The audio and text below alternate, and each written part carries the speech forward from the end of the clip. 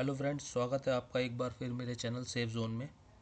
और आज हम बात करेंगे कुछ ऐसी कंपनीज़ की जिनमें प्रमोटर की होल्डिंग बहुत ज़्यादा होते हुए भी शेयर का प्राइस नहीं बढ़ता। क्यों नहीं बढ़ता, कुछ लोगों को पता होगा और जिन्हें नहीं पता उन्हें मैं आज बताने की कोशिश करूँगा। कुछ लोग ये देख के शेयर ख़रीदते हैं कि यार प्रमोटर की होल्डिंग बहुत अच्छी खासी है, इसमें ये शेयर ख़रीदते हैं, ऊपर जाएगा ही जाएगा। भाई प्रमोटर्स वही होते हैं, मालिक होते हैं। अब हमें ये बिलीव होता है कि 100 में से 70 रुपये तो इन्होंने ही लगा रखे हैं, तो यही सोच के लगा रखे होंगे कि ये शेयर ऊपर जाएगा, लेकिन होता इसका उल्टा है। शेयर ऊपर जाने के बजाय नीचे गिरता रहता है। और ये जो मैंने आज शेयर खोल रखा है, ईरम फार्मास्यूटिकल्स का खोल रखा है। ये शेयर आज से 1 साल पहले 67 रुपये का था। स्प्लिट होने के बाद 25-26 रुपये गया, 1:5 के रेशो में बांट दिया गया था। 26 रुपये के बाद आज ये ट्रेड कर रहा है 7 रुपये पे। ऐसे शेयरों में कंपनीज और भी हैं, इसी की जैसी मैं नाम भी बताऊंगा आपको। ऐसे शेयरों में क्या होता है, इंटरनल ट्रेड होता है। इंटरनल ट्रेड से आप समझ रहे होंगे कि इनके ही कुछ बंदे होते हैं जो शेयर में ख़रीद बेच करते रहते हैं, और जो पब्लिक रहती है उनका पैसा खा जाते हैं। और अगर आप नहीं जानते तो मैं आपको बताता हूँ कि शेयर का प्राइस डिमांड और सप्लाई के बेसिस पे बढ़ता है या घटता है। कैसे बढ़ता है वो भी हम बात करेंगे। पहले हम इस शेयर के बारे में जान लेते हैं। प्रमोटर की होल्डिंग जो है 70% की है, इसमें पब्लिक की 29.6 है। अब पब्लिक से आपको ये समझ में आ रहा होगा भाई 30% शेयर पब्लिक के पास है। नंबर ऑफ़ शेयर की बात कर लेते हैं पहले हम। नंबर ऑफ़ शेयर कितने हैं इस कंपनी पे? नंबर ऑफ़ शेयर आ रहे हैं 6 करोड़ 17 लाख। 6 करोड़ 17 लाख में से इतनी प्रमोटर की होल्डिंग हो गई 70, और 29.96% पब्लिक की। और 29.96 में से भी कुछ लार्ज इन्वेस्टर भी हैं। इन्वेस्टर लिस्ट पे हम अगर जाएंगे तो ये आपको दिखाई दे रहा होगा, ये सारे नाम हैं। देखिए, इन्होंने यहाँ पे मार्च 2020 में, सितंबर 2020 में ये अपनी होल्डिंग 1.99 थी। सितंबर में इन्होंने बढ़ाई, फिर इन्होंने घटा दी यहाँ पे। और कुछ ये इन्वेस्टर ऐसे भी हैं जो आउट हो गए हैं, दिसंबर में 0-0 कर लिया, तो ये बड़े इन्वेस्टर हो गए। 4.4, 1.9, 1.54, मैं दिसंबर की बात कर रहा हूँ, सिर्फ दिसंबर 2021 में। तो ये हो गए लार्ज इन्वेस्टर। हम एक्सेल शीट से इसको समझते हैं कि क्या है ये। 6 करोड़ 17 लाख शेयर ये मैंने ले लिए हैं। टोटल शेयर इसके इतने हैं, 70.04% ये प्रमोटर की होल्डिंग हो गई।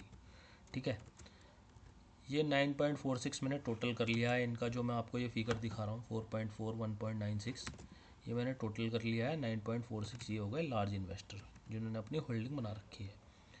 बाकी के 10%, इसका 10% ये होते हैं स्मॉल इन्वेस्टर, जो जिन्हें कंपनी की सारी इन्फॉर्मेशन रहती है, या समझ सकते हैं भाई मालिकों ने इन्हें छोड़ दिया हो मार्केट में कि भाई आप पैसा लगाओ, क्योंकि सारी इन्फॉर्मेशन रहती है। यही स्मॉल इन्वेस्टर जो रहते हैं, वो जो बैलेंस पब्लिक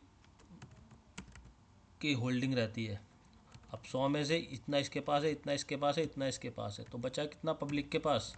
रिटेल पब्लिक के पास मात्र 10.5% है 6 करोड़ 17 लाख शेयर का।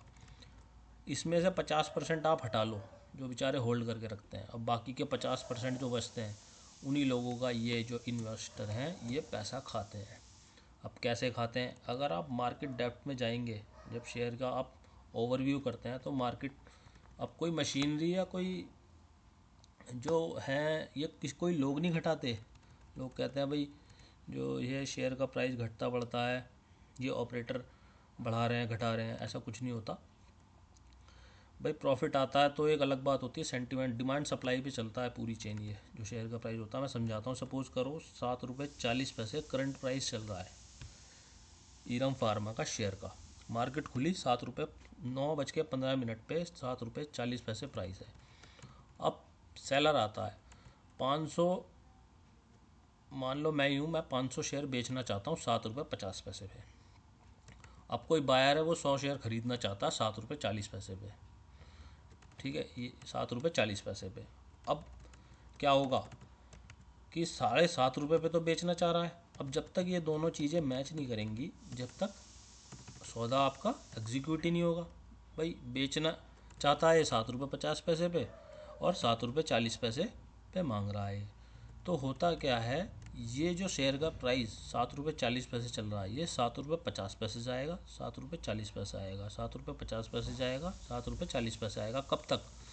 जब तक ये वाली क्वांटिटी पूरी की पूरी एग्जीक्यूट नहीं हो जाती।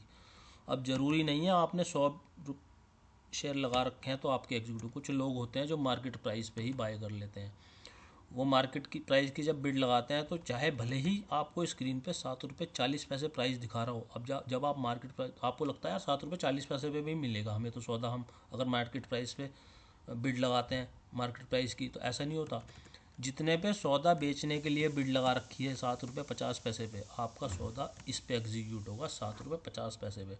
आपने 500 की 500 शेयर खरीद लिए, किसी ने ये वाले का नंबर ही नहीं आया, उसने 500 की 500 शेयर खरीद लिए, इसकी बिड ऐसी खड़ी रहेगी 7 रुपये 40 पैसे पे। अब प्राइस जो घूमेगा शेयर का वो 7 रुपये 60 पैसे पे, ये तो एग्जीक्यूट हो गई, ये तो ख़त्म हो गई 500 क्वांटिटी, किसी कोई मार्केट प्राइस पे परचेज़ करके चला गया। अब बचा आपका ये वाला प्राइस 7 रुपये 60 पैसे। अब प्राइस जो शेयर का प्राइस होगा वो कहाँ कहाँ घूमेगा, 7 रुपये 40 पैसे और 7 रुपये 60 पैसे पे घूमेगा। अब सपोज़ करो आपका 7 रुपये 40 पैसे पे कोई बिड आई, 7 रुपये 40 पैसे पे कोई सेलर आ गया, उसने जो है लगाई और आपका सौदा एग्जीक्यूट हो गया। अब हट जाएगा, ये दोनों हट गई यहाँ से। अब शेयर का प्राइस घूमेगा, सपोज़ करो ये रह गई 7 रुपये 60 पैसे, तो 7 रुपये 60 पैसे और 7 रुपये 30 पैसे के बीच में घूमेगा प्राइस आपका। और इससे ऊपर की कोई बिड आ जाती है, मान लो कोई 7 रुपये 60 पैसे से कम में बेचना चाहता है, तो फिर वैसे ही मान लो 7 रुपये 50 पैसे आ गया और यहाँ पे कोई नहीं है, बायर नहीं आया, कोई 7 रुपये 60 पैसे 200 शेयर बेचने के लिए आ गए, तो 7 रुपये 50 पैसे और 7 रुपये 40 पैसे के बीच में घूमेगा शेयर का प्राइस। ऐसे ही बड़े शेयरों में होता है और ऐसे ही छोटे शेयरों में होता है। तो ये इंटरनल जो ट्रेडर होते हैं ना, स्मॉल इन्वेस्टर का, ऐसे ही पैसा भाई ख़त्म करते हैं। ये छोटी छोटी बिड लगाते रहते हैं और शेयर के भाव को गिराते और उठाते रहते हैं। तो इस चीज़ को आप अगर अब पहले से करते आ रहे हैं तो आपको पता होगा। जिन लोगों को नहीं पता मार्केट डेप्थ कि भाई कैसे कैसे शेयर घटता बढ़ता है, कोई ऑपरेटर घटा रहा है, ये पूरी मशीनरी का खेल है, ये मशीनरी अपने आप काम करती है ये पूरा, ठीक है। प्रॉफिट वगैरह आता है तो एक अलग बात है, प्रॉफिट भी आ रहा होगा, मैं कह रहा हूँ कितना भी आ रहा होगा, वॉल्यूम नहीं होगी तो शेयर बढ़ेगा नहीं, ठीक है। ये डिमांड सप्लाई पे चलती है पूरी चेन। तो मैं समझता हूँ कि आपको कुछ समझ में आया होगा। ये छोटे जो इंटरनल इन्वेस्टर रहते हैं ना, यही पब्लिक का मान लो ये 10% के हैं और इनके आधे भी या 25% ही लेके चल रहा हूँ मैं, 25% लोग भी अगर खरीद बेच करते होंगे और इस 25% का 0.25 25 पैसे भी कमा लेते हैं ना ये स्मॉल इन्वेस्टर, तो रोज़ के 4 लाख रुपए बैठते हैं। ये मैं बहुत छोटा सा हिसाब बता रहा हूँ और एक बहुत ही छोटे से शेयर का। तो ऐसा बिल्कुल ना सोचें कि शेयर होल्डिंग अच्छी है कंपनी की तो भाई हम खरीद लें शेयर, ऐसा नहीं होता। प्रॉफिट का फाइनेंशियल, ये तो एक टेक्निकल बात हो गई, फाइनेंशियल भी अच्छी तरीके से रीड करें, क्योंकि शेयर का प्राइस जो है वो प्रॉफिट के बेसिस पर बढ़ता है।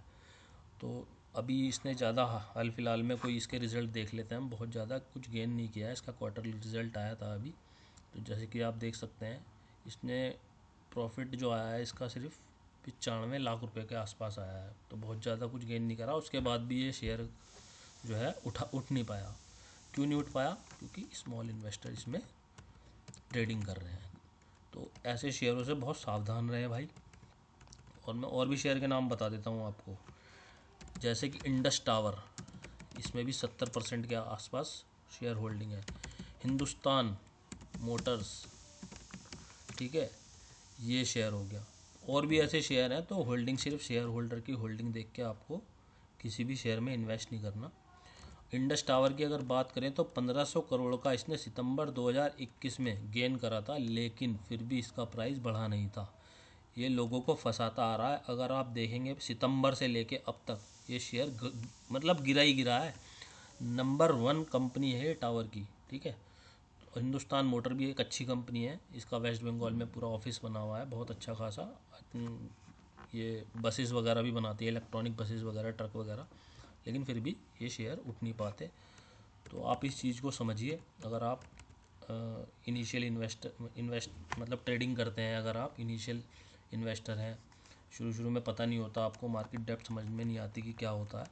तो ये चीज़ मैं आपको बता रहा हूँ। और कुछ भी ऐसा है अगर आपको समझ में नहीं आया तो आप मेरे को कमेंट कर सकते हैं, मैं आपको समझाऊंगा।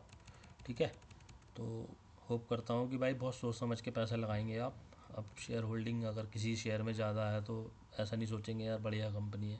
पहले मैं भी ऐसे ही सोचता था, लेकिन धीरे धीरे जब हम ट्रेडिंग करते हैं ना तो धीरे धीरे तजुर्बा होता है। जब हमें 4-5 साल हो जाएंगे तो हमें धीरे धीरे पता चल जाएगा कि कैसे कैसे क्या होता है। अभी वीडियो के माध्यम से मैं यही समझाने की कोशिश कर रहा हूँ, तो इस चीज़ को आप समझें और उस हिसाब से पैसा लगाएं।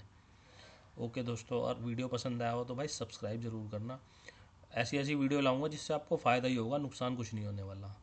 नोटिफिकेशन मिलता रहेगा आपको, सब्सक्राइब करेंगे चैनल का तो। ओके दोस्तों, गुड बाय।